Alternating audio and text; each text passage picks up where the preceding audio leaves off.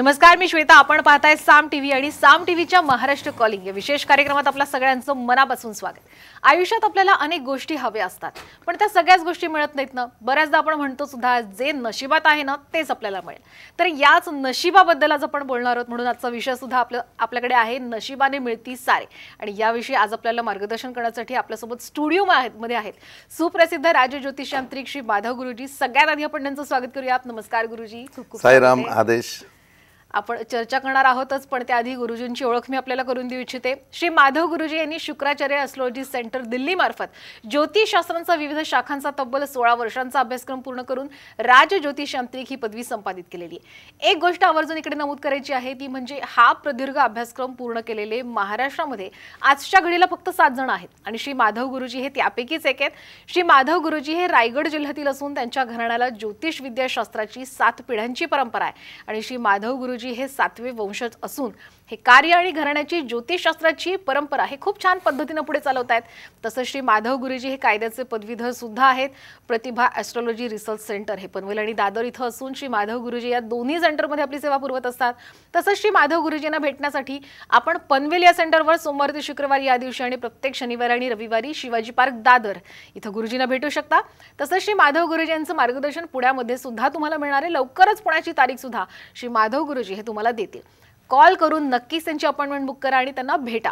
शिवाय गिरनार यात्रा, दत्तपीठ, नर्मदा परिक्रमा, चारधाम यात्रा अशा धार्मिक यात्रा श्री माधव गुरुजी हे नियोजित करत असतात. तर आपण याचा सुद्धा लाभ घेऊ शकता. स्वतः श्री माधव गुरुजी यांच्यासोबत आध्यात्मिक साधनेसहित तुम्ही धार्मिक यात्रा करू शकता. यासाठी जो खाली क्रमांक दिलाय त्यावर संपर्क नक्की करा. आणि गुरुजींचं एक वैशिष्ट्य आहे ते म्हणजे गुरुजींची राधेय फाउंडेशन नावाची बहुउद्देशीय ट्रस्ट आहे. तसंच गुरुजींचं शिक्षण क्षेत्रात सुद्धा मोठं योगदान आहे. बाबा इंटरनॅशनल नावाची CBSE स्कूल ही कर्जत इथं आहे. ते त्याचे प्रेसिडेंट सुद्धा आहे. चला तर मग आजच्या चर्चेला सुरुवात करूयात. नशिबाने मिळती सारे हा आपला आजचा विषय आहे. गुरुजी, खूप छान विषय आहे आणि सगळ्यांचा जिव्हाळ्याचा विषय, कारण नशीब याबद्दल आपण चर्चा करणार आहोत. तर थोडंसं नशीब आणि मेहनत याविषयी मला थोडं जाणून घ्यायचं की याची नेमकी ॲस्ट्रॉलॉजीमध्ये व्याख्या काय? मॅडम, सर्वसामान्य जीवनामध्ये आपण सगळेजण जगत असताना आपल्याला एक गोष्ट प्रामुख्याने जाणवते की आपण कर्म केलेलंच पाहिजे. म्हणजे प्रत्येकाने कर्म केलेलं असतं आणि प्रत्येकजण कर्म करत असतो आणि कर्म करत असल्यानंतर मग शेवटला त्याची पूर्णपणे म्हणजे की जे त्याला यश मिळणार असतं ते यश त्याला मिळत नाही. आणि ज्यावेळेला ते यश त्याला मिळत नाही त्याच्या वेळेला मग तो म्हणतो की अरे माझं नशीब खराब आहे, माझ्या नशिबातच नाही. मग या गोष्टीचा जर आपण पूर्णपणे अभ्यास केला तर ॲस्ट्रॉलॉजी त्याच्यामध्ये म्हणते की सर्वात पहिली गोष्ट म्हणजे की तुम्हाला नशीब पाहिजे. म्हणजे तुमचं नशीब बलवत्तर पाहिजे. कर्म निर्विवाद तुमचं करायला पाहिजे. म्हणजे मेहनत तुम्ही करायला पाहिजे, पण मेहनत करत असताना त्याला नशिबाची जोड पाहिजेच असं ॲस्ट्रॉलॉजी सांगते. आता सर्वात पहिली गोष्ट म्हणजे की आपण व्याख्या बघितली की मेहनतीची व्याख्या काय. तर मेहनतीची व्याख्या ही येईल की एखादं कार्य साध्य करण्याकरता किंवा एखादे कर्म साध्य करण्याकरता आपण जे काही कष्ट करतो ते कष्ट म्हणजे आपली मेहनत.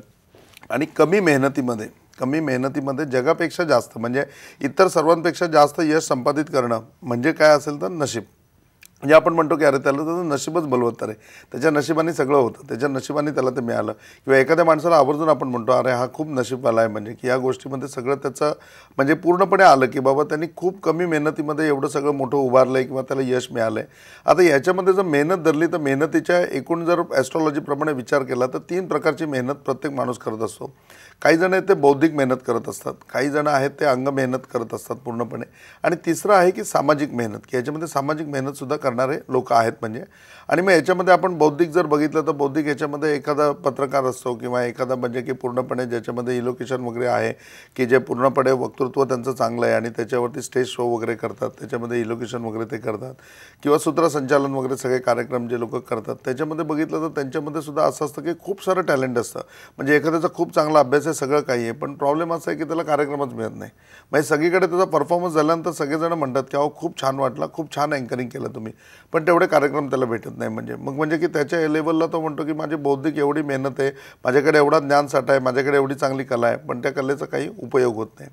दुसरं आपल्याला भेटेल की सामाजिक क्षेत्रामध्ये काम करणारा एखादा पॉलिटिशियन असतो किंवा एखादी संस्था असते, ज्या संस्थेमध्ये सगळे लोक चांगले असतात, सगळे लोक काम करणारे असतात, सरकार त्यांच्या पाठीचे असतं, परंतु त्यांना जसा प्रकल्प राबवायला पाहिजे तसा राबवता येत नाही. किंवा एखादी गोष्ट त्यांना ज्या स्तरावर ते काम करतात, ज्या स्तरावर त्यांना ती गोष्ट घेऊन जायची त्या स्तरावरती त्यांना घेऊन जाता येत नाही. तर सामाजिक लेवलला पण म्हणजे की हा नशिबाचा फॅक्टर असतो की त्या लोकांना विचारतात ते म्हणतील आमची संस्था चांगली आहे, बाकीच्या संस्थेत लोक काम करत नाही, आमच्या संस्थेमध्ये लोक काम करतात पण आमचं नशीबच मार खातो, आम्हाला नशिबामुळे पुढे कुठे जायला चान्सच भेटत नाही. म्हणजे तिसरं जे आपल्याला याच्यामध्ये भेटेल की अंग मेहनत करणारे. आता याच्यामध्ये बघाल तर कुली लोक आले की जे किती मेहनत करतात, किंवा हमाल म्हणून जे व्यवसाय करतात तो हमालीचा व्यवसाय किती मेहनत ते लोक करतात, किंवा माथाडी कामगार आहेत ते किती मेहनत करतात, किंवा मग म्हणजे एखादा ज्या वेळेला दगडफोडीचं काम असतं ते दगडफोडीचे काम करणारे जे मजूर असतात ते किती काम करतात. मग एवढं काम करून झाल्यानंतर त्यांची मेहनत जर आपण बघितली आणि जर आपण असं म्हणलं की मेहनतीने माणूस मोठा होतो, तर मग ते एवढी मेहनत करतात की त्या मेहनतीच्या अगेन्स्टमध्ये ते कितीतरी श्रीमंत व्हायला पाहिजेत. म्हणून आपण जाऊन त्यांना विचारलं की बाबा तुमचं कसं काय, तर ते सांगतील हां आम्ही सुखी आहे, खाऊन पिऊन सुखी आहे. पण मग कसं वाटतंय तुम्हाला, ते म्हणते नाही आमचं नशिबातच आहे, आमच्या नशिबातच दगडी फोडणं आहे. जे दगडी फोडून आम्ही आमची उपजीविका कशी करतोय ते आमचं आम्हाला माहिती. म्हणजे त्यांचा उदरनिर्वाह पण पूर्ण होत नाही. आणि अनेक गोष्टींमध्ये जर आपण अभ्यास केला ते लक्षात येईल की प्रत्येक माणूस तिथे मेहनत घेतोय, तो जेवढी मेहनत घेतोय तेवढी मेहनत घेत असताना त्याला मेहनतीचं समाधान फक्त मिळते की तो ते करू शकतोय, बाकी त्याच्यामधनं आउटपुट त्याला मिळत नाही, का तर त्याच्याबरोबर नशीब नाही. तर ॲस्ट्रॉलॉजी ज्या वेळेला व्याख्या सांगते त्यावेळेला हे सांगते की नशीब पाहिजेच. म्हणजे कुठलंही कर्म करत असताना तुम्ही पहिलं नशीब आजमावून बघा, तुमचं नशीब पहिले जाणून बघा. जर तुमचं नशीब तुम्ही जाणलं, तुमचं नशीब तुम्ही आजमावलं आणि तुमच्या नशिबाच्या बाबतीत तुम्ही पूर्णपणे संज्ञानी झाले की माझं नशीब असं आहे आणि माझ्या नशिबामध्ये ह्या गोष्टी आहेत, तर मग ते कर्म अगदी मामूली तुम्ही कराल आणि मामूली कर्मामध्ये जगापेक्षा जास्त फायदा तुम्हाला 100% होईल. आणि लोक म्हणतील काय नशिबानं आहोत तुम्ही असं. म्हणजे नशिबाचा खूप महत्त्वाचा रोल खरं तर इथेही येतो आणि यासाठीच म्हणून ॲस्ट्रॉलॉजी मदत घेणे खूप महत्त्वाचं आहे. आता कमी मेहनतीत यश मिळावं असं प्रत्येकाला वाटत असतं, तर हे नशीब आजमावण्यासाठी नेमका ॲस्ट्रॉलॉजीचा काय रोल असतो? ॲस्ट्रॉलॉजीमध्ये मॅडम यांना 3 फॅक्टर आहेत. जसं आपण प्रत्येक कार्यक्रमामध्ये आपल्या प्रेक्षकांना सांगतो की ऑलवेज ॲस्ट्रॉलॉजी म्हणजे फक्त हे नाही की तुमची कुंडली, तुमच्या हातावरच्या रेगा वगैरे या सगळ्या, याच्या पलीकडे जाऊन ॲस्ट्रॉलॉजी पूर्णपणे प्रगल्भ आहे. ॲस्ट्रॉलॉजीमध्ये तुम्ही बघाल तर त्याच्यामध्ये नशीब आहे, त्याच्यामध्ये प्रारब्ध आहे. आणि नशीब आणि प्रारब्धामध्ये सुद्धा ॲस्ट्रॉलॉजीने तेवढं त्याच्यामध्ये मार्गदर्शन केलेलं आहे, तेवढा रिसर्च त्याच्यामध्ये केलेला आहे. म्हणजे तुमची एक जन्मकुंडली ज्यावेळेला तुम्ही शो करता त्यावेळेला फक्त भविष्य म्हणून तुम्हाला तो ठोकताळा नाही सांगितला जात, तर तुमचं नशीब काय ते पण तुम्हाला सांगितलं जातं. याच्याबरोबर हेही समजावून दिलं जातं तुमचं की तुमचं प्रारब्ध काय. त्यामुळे ॲस्ट्रॉलॉजी हा फर्स्ट पार्ट पाहिजे. आता तुम्हाला मी एक छोटंसं उदाहरण देतो. एक मोठं जहाज असतं आणि त्या जहाजामध्ये ते समुद्रामध्ये जातं. त्या जहाजावरती वेगवेगळे मेकॅनिक आहेत, ते जहाज मेंटेनन्स ठेवणारी काही वेगळी लोकं आहेत. आणि असं असताना ते जहाज अचानक बंद पडतं. आता बंद पडल्याच्या नंतर ते मेकॅनिक प्रयत्न करतात, त्यांच्याच्यानी होत नाही. त्या जहाजाच्या रेग्युलर मेंटेनन्स करणारे लोक त्याच्यावर काम करतात, पण ते होत नाही. मग ते मालकाला फोन करतात की जहाज असं बंद पडल्याने आता वेळच्या वेळी उपाय नाही झाला तर जहाज बुडूही शकतं. मग ते म्हणले काय करायचं, तो म्हणतो मी इकडनं लगेच एक मेकॅनिकची टीम पाठवतो. मग तो नवीन एक टीम पाठवतो. त्या टीमच्याने पण ते काही सॉल्व्ह होत नाही. आता मालक स्वतः जहाजावर येतो आणि म्हणतो की आता काय करायचं, आता एखादा टोचन करून जहाज घेऊन जायचं का, पण एवढं मोठं जहाज कुठनं आणायचं की ज्याला हे टोचन करता येईल. तेवढा तो एक मेकॅनिक म्हणतो की नाही माझ्या ओळखीचे एक गृहस्थ आहेत की जे खूप म्हणजे की ह्याच्यामध्ये त्यांना एक्सपिरियन्स आहे आणि ते ओल्ड एज आहेत थोडे, त्यांना रिक्वेस्ट करू. ते म्हणले अरे बैले बोलवा त्यांना. मग हेलिकॉप्टर वगैरे पाठवलं जातं आणि त्या माणसाला घेऊन येलं जातं. मग तो माणूस येतो आणि तो म्हातारा माणूस आहे, जवळजवळ म्हणजे की त्याचं 61 वर्ष वय आहे आणि तो ते अख्खं इंजिन तपासून बघतो, म्हणजे खालपासून वरपर्यंत तपासतो. आणि मग तपासून झाल्यावर एका पॉईंटवरती येतो आणि तिथे तो आपली ती बॅग उघडतो, त्यातून एक हातोडी काढतो आणि फक्त एक असा हॅमर त्या ठिकाणी करतो. बस तो एक हॅमर करतो, त्या हॅमरमध्ये ते इंजिन चालू होऊन जातं. ते मशीन चालू झाल्याच्या नंतर बोट चालू होते वगैरे, सगळ्यांना आनंद होतो. आणि मग मालक एक पार्टी देतो आणि त्या पार्टीमध्ये त्याला विचारतो की अरे तुम्ही बोट चालू केली, तुमचं बिल किती झालं, म्हणजे तुम्हाला किती पैसे द्यायचे. तो म्हणतो 1 लाख रुपये. 1 लाख रुपये म्हणल्यावर तो अशा भुया उंचावतो आणि म्हणतो की अरे त्या मेकॅनिकल वगैरे अरे हा 1 लाख रुपये म्हणतोय. तर मग तो मेकॅनिकल येतो आणि तो मेकॅनिक त्याला म्हणतो की तुम्ही फक्त एक हॅमर केला, ते हॅमरचे 1 लाख रुपये का.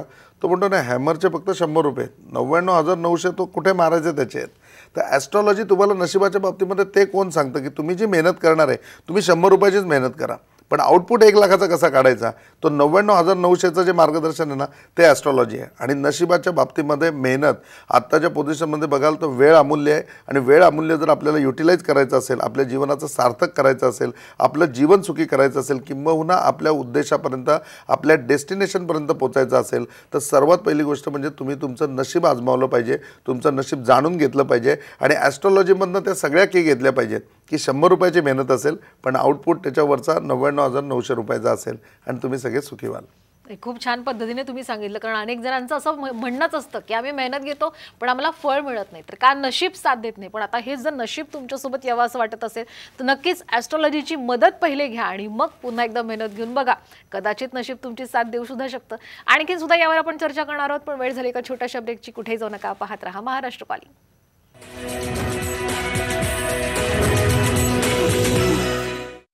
ब्रेकनंतर महाराष्ट्र कॉलिंगमध्ये पुन्हा एकदा आपल्या सगळ्यांचं स्वागत. नशिबाने मिळती सारे या विषयावर आज आपण चर्चा करतो आणि सुप्रसिद्ध राजज्योतिष तांत्रिक श्री माधव गुरुजी आपल्याला मार्गदर्शन करतायत.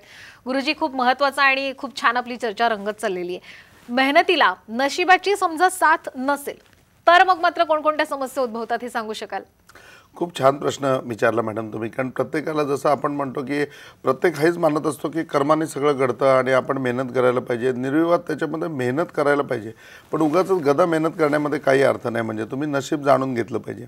आता छोटीशी गोष्ट बघितली तर एकाच इयरमध्ये म्हणजे सेम इयरमध्ये पासिंग झालेले 2 MBBS डॉक्टर असतात. ते दोघं एकाच कॉम्प्लेक्समध्ये दवाखाना टाकतात की एकाचा कॉम्प्लेक्स आहे तो एकाच कॉम्प्लेक्समध्ये एक पूर्वेकडे आणि एक पश्चिमेकडे आहे आणि त्या ठिकाणी दोघांचं इंटेरियर सेम आहे, दोघांची गाळ्याची साईज सेम आहे, दोघांचा ओपनिंगचा दिवस पण तो सेम आहे. हे असताना एकाची प्रॅक्टिस इतकी जोरामध्ये चालते आहे की त्याच्याकडे 80 अपॉइंटमेंट घेतल्या तर आजच्या अपॉइंटमेंट पॅक झाल्या, आता उद्याला या असं सांगायची वेळ येते. आणि दुसऱ्याकडे बघितलं तर दुसऱ्याकडे अजिबात बिझनेस नसतो. म्हणजे त्याला 80 तर सोडा 8सुद्धा पेशंट मिळत नाही.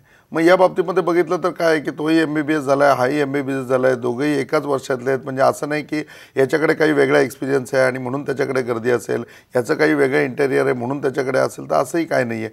म्हणजे तसं बघायला गेलं तर ह्यामध्ये दुसऱ्या डॉक्टरला काय मग प्रश्न पडलेला असतो की माझी प्रॅक्टिस का चालत नाही. त्याच्यानंतर वकिलांच्या बाबतीमध्ये हमेशा म्हणजे की हे ऐकायला मिळतं की 2 वकील असतात, दोघांचे याच्यामध्ये दोघंही LLB आहेत, दोघंही प्रोफेशन म्हणजे तेवढंच एज्युकेशन झालेलं आहे, दोघांचे ऑफिस चांगलं आहे, दोघंही हायकोर्टनी दोघांनाही व्हॅलिडेट केलेलं आहे आणि एकाच बार काउन्सिलचे 2 जण मेंबर आहेत. आणि असं असताना कोर्टामध्ये एकाकडे इतकी प्रॅक्टिस आहे की तो सांगतो आता की ही केस आहे ना दुसरं माझा ज्युनियर बघेल किंवा मी यांना 5व्या-6व्या तारखेला उभं राहील किंवा माझी ही फी आहे, तुम्हाला परवडत असेल तर बघा. असं असताना सुद्धा लोक सगळ्या कंडिशनवर ॲग्री होत आहेत आणि त्याच्याकडे केस देतात. आणि सेम तो ज्या बेसवरती ती केस भांडणार आहे तेच पॉईंट दुसऱ्या ॲडव्होकेटकडे आहेत पण त्याच्याकडे केस मिळत नाही. म्हणजे तो म्हणतो की माझ्याकडे लोक येतात नुसतं मला म्हणजे की भेटतात, माझ्या ओळख्या भरपूर आहेत, त्याच्यानंतर प्रत्येक ठिकाणी म्हणजे बघाल तर माझा दांडगा असा व्यक्ती म्हणजे की संपर्क आहे, परंतु असं असताना सुद्धा माझ्याकडे तेवढा बिझनेस मिळत नाही. त्याचं कारण काय? तर या दोन्ही गोष्टीमध्ये जर बघितलं तर दोघंही प्रोफेशनल आहेत, दोघांचंही प्रोफेशन व्यवस्थित आहे, दोघंही शिकलेले आहेत आणि दोघांचं सगळं सारखं असताना सुद्धा बिझनेस येत नाही. का तर एकाच्या बरोबर नशीब आहे आणि दुसऱ्याच्या बरोबर नशीब नाही आहे.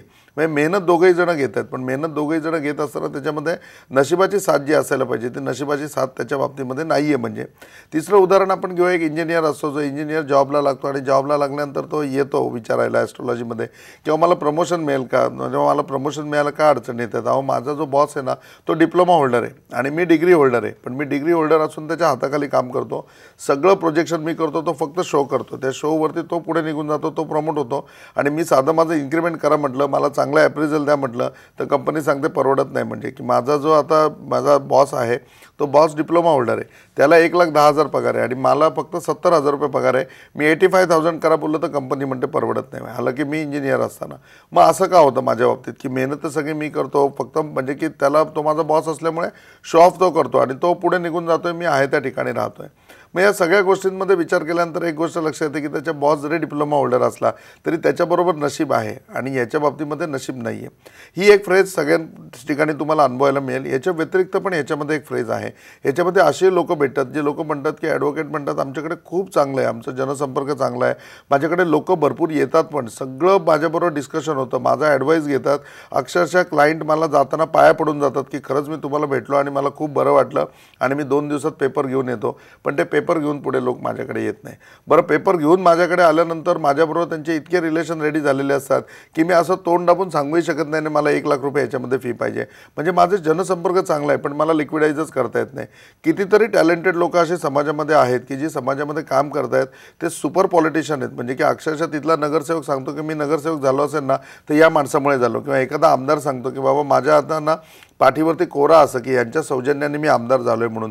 इतकं त्या माणसाचं सहकार्य असतं. मग त्याच्यामध्ये बघितलं तर ते सगळे गुण असतात की तो आमदार होऊ शकतो, तो नगरसेवक होऊ शकतो. मग आपण त्याला खाजगीमध्ये विचारलं की का हो मग तुम्ही का नाही कधी चान्स घेतला, त्याला तर एकच उत्तर देतं, नाही आपल्या नशिबामध्ये नाही, हे सगळं आहे पण आपल्या नशिबामध्ये नाही. म्हणजे आणि मग त्यांनी त्याच्यामधली एखादी स्टोरी सांगितली की आपल्या लक्षात की खरंच ती गोष्ट त्याच्या नशिबात नाही. म्हणजे तो उभा राहणार असतो, त्याला पूर्णपणे पक्षाचा सपोर्ट असतो आणि अशा वेळेला असं होतं की तिथे वॉर्डमध्ये रिझर्वेशन पडलं तर हा ओपनमध्ये होता, त्यामुळे याला उभं राहता आलं नाही. म्हणजे थोडक्यामध्ये काय तर तो सांगतो माझं नशीबच नाही होत, नाही तर सगळं रेडी होतं, मी तर अनऑपोज निवडून आलो असतो. पण प्रॉब्लेम काय की तिथे रिझर्वेशन पडलं आणि मग मी ओपनमध्ये, त्यामुळे मी लढू शकत नाही. म्हणजे अशा गोष्टींमध्ये आपल्याला आजमावता येतं की काही लोकांच्या बाबतीमध्ये सेम सगळं असूनसुद्धा त्यांचं नशीब नाही आहे म्हणून त्यांना सक्सेस नाही आहे. काही लोक जे आहेत त्यांना ते लिक्विडाईज करता येत नाहीत, त्याला पण कारण त्यांचं नशीबच आहे. आणि तिसरं हेही आहे की सगळं अवगत आहे, लिक्विडाईजसुद्धा करता येतं आहे, करण्याची क्षमतासुद्धा आहे. इवन दो ती सगळी लोकमान्य आहे की लोकांनी मान्य केलं की नाही हा म्हणून निश्चित करू शकतो. पण तिथे रिझर्वेशनसारखी अडचण आली तर माणूस पुढे काहीच करू शकत नाही. नशिबाच्या पुढे तुम्ही जाऊ शकत नाही. मेहनत तुमची 100% लॉट आहे. आणि ॲस्ट्रॉलॉजी एक्झॅक्टली हेच तुम्हाला समोर शो ऑफ करतं की तुम्ही मेहनत करताय, तुम्ही 100% त्याच्यामध्ये चांगली ताकद लावताय, पण हे सगळं असताना तुम्हाला नशिबाची साथ नाही आहे. आणि नशिबाची साथ आहे नाही 100% तुम्हाला असायला पाहिजे. जेव्हा तुम्हाला नशिबाची साथ असेल ना त्याच वेळेला या गोष्टी होतील. आणि नशिबाची साथ नशीब म्हणजे की असं आहे ना की बॅड लक असं नसतं. तेच बॅड लक एखाद्या बाबतीत तुम्हाला वाटत असेल, पण ते कुठल्या तरी बाबतीत गुड लक 100% असतं. नशिबाला सुद्धा पॉलिश करता येतं, नशिबाला सुद्धा चांगले थ्रेड पाडता येतात. जसं सोन्याची एक चकती असते जी पूर्णपणे गाळून शुद्ध करावी लागते, नशीबसुद्धा तसं गाळून शुद्ध करावं लागतं. नशिबाचे सुद्धा अलंकार बनतात, नशिबाचे सुद्धा थाट बनतात आणि नशिबाचे सुद्धा स्वर बनतात. आणि या सगळ्या गोष्टी नशिबावरती अवलंबून आहेत. तुम्ही तुमचं नशीब आजमावून बघायला पाहिजे. ॲस्ट्रॉलॉजीमध्ये येऊन स्वतःच्या नशिबाच्या बाबतीत पूर्णपणे संज्ञान व्हायला पाहिजे. आणि संज्ञान होईल ना त्यावेळेला या चुका तुमच्या ॲटोमॅटिक रेक्टिफाय होतील. या चुका तुम्ही दुरुस्त करू शकाल. आणि त्याच्यानंतर पुन्हा 100 रुपयाची मेहनत असेल, पण आउटपुट मिळणारा 99,900 रुपयाचा असेल. आता जसं तुम्ही सांगितलं की ज्या काही चुका होत आहेत त्या दुरुस्त करणं खरंच शक्य आहे, तर मग ॲस्ट्रॉलॉजीमध्ये यावर उपाय कोणकोणते आहेत? ॲस्ट्रॉलॉजीमध्ये ना सर्वात पहिली गोष्ट म्हणजे मॅडम की खूप सोपं आहे नशिबाच्या बाबतीमध्ये. म्हणजे अगदी थोडक्यात स्वाभाविक आता आपले सगळे प्रेक्षक ज्यावेळेला हा कार्यक्रम बघत असतील तर तुमचं नशीब कसं आहे हा प्रत्येकाच्या मनामध्ये विचार असेल की माझं नशीब कसं आहे. आणि तुम्ही त्याच मानसिकतेमध्ये असाल हा कार्यक्रम सुरू व्हायच्या अगोदर की माझं नशीब एकदम खराब आहे. आता तुमचं नशीब कसं आहे ना, किती चांगलं आहे हे मी तुम्हाला प्रूव्ह करून देतो तुमच्या हातावरती. म्हणजे ज्या लेडीज हा कार्यक्रम बघत असतील त्यांनी त्यांचा लेफ्ट हँड बघायचा, जे जेंट्स बघत असतील त्यांनी त्यांचा राईट हँड बघायचा. आता याच्यामध्ये बरोबर तुम्ही हाताच्या मध्यभागावरती या, म्हणजे मधल्या बोटाच्या मिडलला या मिडलला हातावरती तुम्ही आल्याच्या नंतर इथे तुम्हाला पूर्ण स्वस्तिक तुमच्या हातावर दिसेल. लेडीज असेल तरी तिच्या हातावर स्वस्तिक आहे, जेंट्स असेल तरी त्यांच्या हातावरती स्वस्तिक आहे. तुम्ही पूर्णपणे ड्रॉ करून बघा, तुम्हाला पूर्ण स्वस्तिक त्या ठिकाणी दिसेल. कुणाचं स्वस्तिक असेल त्याची एक बाजू डेव्हलप झाली असेल, कुणाची 2 झाली असेल, कुणाच्या हातावरती पूर्ण स्वस्तिक डेव्हलप झाला असेल आणि कुणाच्या याच्यावरती अगदी शॉर्ट म्हणजे अगदी छोट्या कालावधीमध्ये ते स्वस्तिक डेव्हलप होणार असेल. हे स्वस्तिक जर तुमच्या हातावरती आहे तर सर्वात पहिली गोष्ट म्हणजे नशीब तुमच्या बरोबर आहे. आता फक्त एवढंच काम आहे की तुम्हाला ॲस्ट्रॉलॉजीमध्ये यायचं आहे, तुम्हाला समजून घ्यायचं आहे की तुमचं नशीब नक्की कसं आहे, तुमच्या नशिबाच्या बाबतीत नक्की तुम्हाला काय करायला पाहिजे. तुमच्या नशिबाच्या बाबतीत त्याचे अलंकार बनवायचे असतील, याच्यामधून आपल्याला वेगवेगळ्या तोड करायचे असतील तर ह्याच्याकरता काय करायला पाहिजे.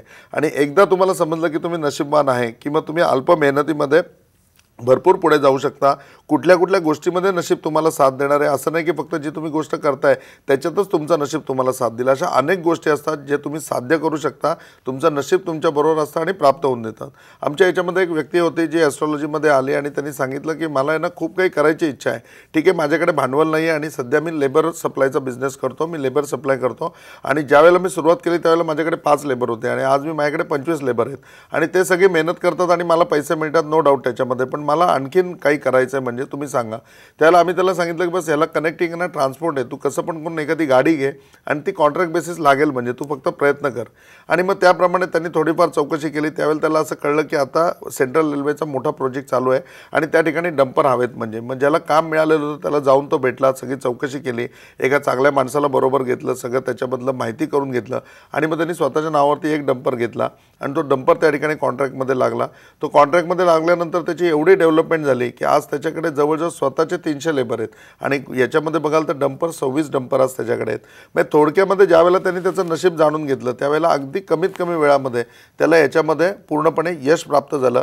100 रुपयाची मेहनत घेत होता, ते 100 रुपयाचीच मेहनत घेतोय, पण आता आउटपुट येणार आहे तो 99,900 रुपयाचा आहे. म्हणजे पुन्हा तेच उदाहरण की हे सगळं का सांगतोय तुम्हाला, याच्याकरता सांगतोय की तुम्ही मेहनती आहात, खरोखरी तुम्ही आळशी नाही आहात, तुम्ही मेहनत करणारे आहात, तुम्ही प्रयत्नवादी आहात, फक्त नशिबाची साथ मिळत नाही आणि तुम्ही समजताय की तुमचं बॅड लक आहे, तुमचं नशीब खराब आहे.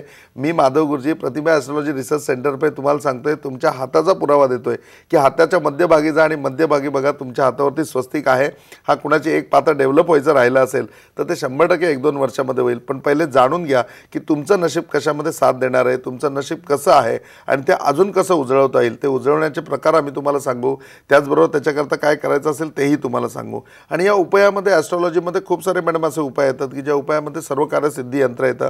जे सर्व कार्यसिद्धी यंत्र पूर्ण सिद्ध करून दिलं जातं की ते पूर्णपणे तुम्हाला आणखीन प्रयत्नवादी बनवतं. तुम्ही जी गोष्ट करताय त्याच्यामध्ये पूर्णपणे यश तुम्हाला संपादित करतं आणि आकर्षणाचा बिंदू बनवतं. त्याचबरोबर अशा काही उपासना देखील आहेत, असे काही मंत्र देखील आहेत. याच्यामध्ये ओम क्लीम कृष्णाय नमः हा जप केला जातो, कारण कृष्ण या नामामध्येच आकर्षण आहे आणि आकर्षणाशिवाय नशीब उजळू शकत नाही. तर ओम क्लीम कृष्णाय नमः या मंत्राचा जप करता येतो. व्यंकटेश स्तोत्र तुम्ही वाचू शकता. व्यंकटेश स्तोत्राचं रेग्युलर वाचन केल्यामुळे सुद्धा तुमचं नशीब उजळतं. आणि अशा आणखीन खूप साऱ्या उपासना आहेत. फक्त तुमचं नशीब जाणून घ्या, नशिबाच्या बाबतीत संज्ञान बना, थोडी मेहनत करा आणि सगळे श्रीमंत व्हा. तेव्हा कुठे आपण कार्यक्रम केल्याचं सार्थक होईल. तुम्हाला सगळ्यांना आज भेटताना खूप आनंद होतोय की आता पुढे 1 महिना मी सुट्टीवरती आहे.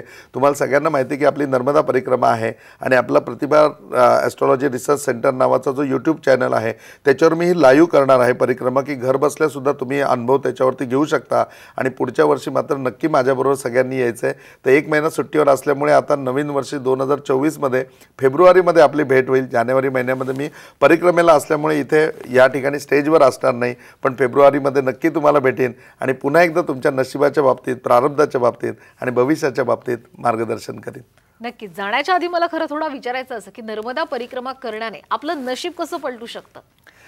नशीब पलटवण्याकरता मॅडम सर्वात महत्त्वाची गोष्ट ही आहे की तुमच्यामध्ये परिवर्तन घडायला पाहिजे, सर्वात पहिले भाग. आणि दुसरं भागमध्ये म्हणजे की तुमच्यामध्ये पेशन्स यायला पाहिजे. आजची पोझिशन अशी आहे की प्रत्येक माणसामध्ये बघितलं तर त्याला अशी खूप क्विक आहे, प्रत्येक गोष्टीची घाई आहे. कारण आपण पूर्णपणे घड्याळाच्या काट्यावरती चालणारे यंत्रमानव झालेलो आहोत. आणि मग त्याच्यामध्ये म्हणजे की मेहनत पण माणूस करत असताना हा विचार करत नाही की मी तेवढी मेहनत करतोय का, आणि पेशन्स पण त्याच्याकडे नाहीत. तर नर्मदा परिक्रमा ह्या दोन्ही गोष्टी आपल्याला शिकवते. सर्वात पहिली गोष्ट म्हणजे आपल्यावर संस्कार करते की आपल्यामध्ये पेशन्स कसे येतील. दुसरं, नर्मदा परिक्रमा आपल्याला हेही कळते की कुठल्या गोष्टीमध्ये कसं साध्य करायचं आहे.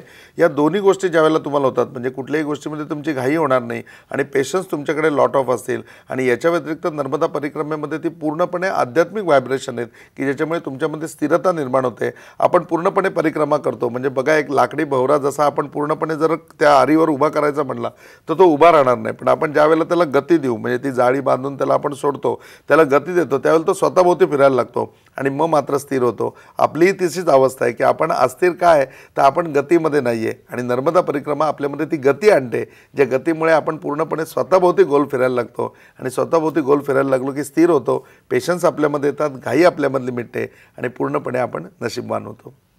नाही, आणि नर्मदा परिक्रमेसोबत आता पंचाग सुद्धा करता येणार आहे. शेवटचा 1 मिनिट उरलाय म्हणून जाता जाता पंचाग विषयी काही सांगू शकाल? मॅडम, पंचयागाकरता सुवर्ण संधी म्हणजे ही आहे की नर्मदा परिक्रमेच्या माध्यमातून आपण ज्या वेळेला येतो त्याच्या वेळेला आपण पंचयाग करू शकतो. आणि पंचयाग ज्या वेळेला आपण त्याच्यामध्ये संपन्न करतो त्यावेळेला त्या पंचयाग केल्याचा आनंदही खूप वेगळा आहे.